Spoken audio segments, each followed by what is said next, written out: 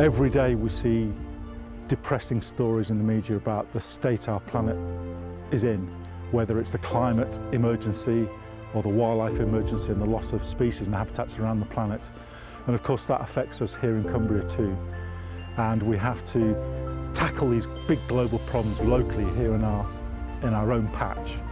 So for us in Cumbria Wildlife Trust, this is a really urgent challenge. We have to develop a whole range of projects that let nature help us address these big problems. And nature can help. It has an amazing ability to respond if we work with it rather than against it. So natural flood management is trying to use nature to help slow the flow of water through the landscape. And a couple of examples. So here we've made these woody debris dams. This work is still relatively experimental. We're still figuring out which design of these is best. But this is a partnership project. So the Environment Agency are inside this partnership. United Utilities, it's their land, we're working on their land.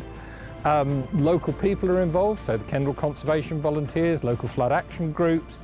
Lancaster University are doing the science on this, so they're actually checking out to make sure it really does work and it isn't just me saying it. So there's a whole partnership backing up this kind of work to make sure that actually it really is a useful thing to do.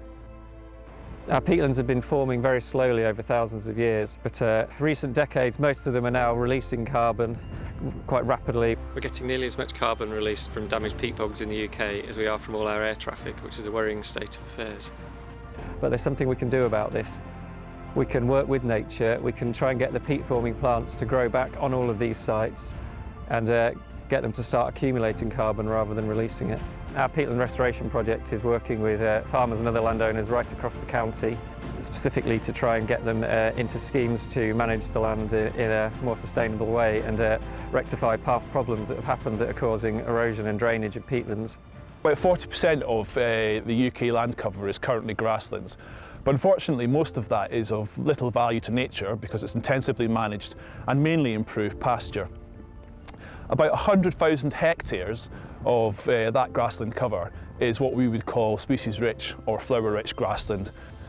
That equates to about 1% of the UK land cover, which is absolutely tiny. Since the Second World War, we've actually lost something like 97% of our species-rich grassland, and that includes hay meadows like the one we're here in today. In fact, there could be as little as 400 hay meadows like this left in Cumbria. Cumbria Wildlife Trust has owned and managed these grasslands on our own nature reserves for decades now, and we've built up a real depth of skills and knowledge regarding their management, their restoration and creation.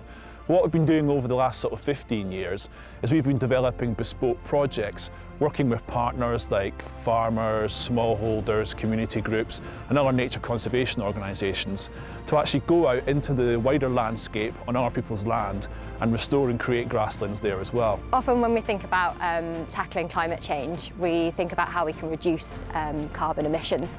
However, it's really important to think about how we can actually remove the carbon dioxide that's already in the air.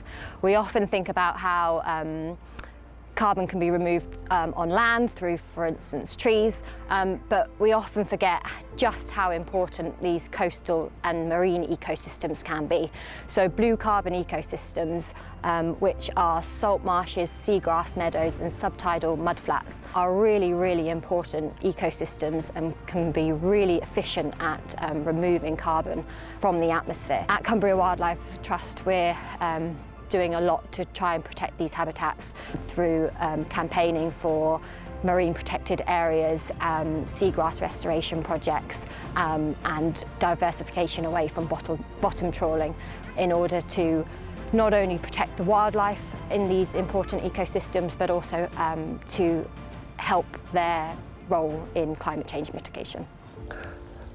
A woodland like this at Barkbooth is ridiculously special because it's an established woodland, because it has had the time for the organisms within the soil to develop. So they're the things that recycle all the nutrients within the wood. And within a woodland like this, there is so much more carbon actually captured within the soils than there is within the trees or the shrubs or the dead wood layer.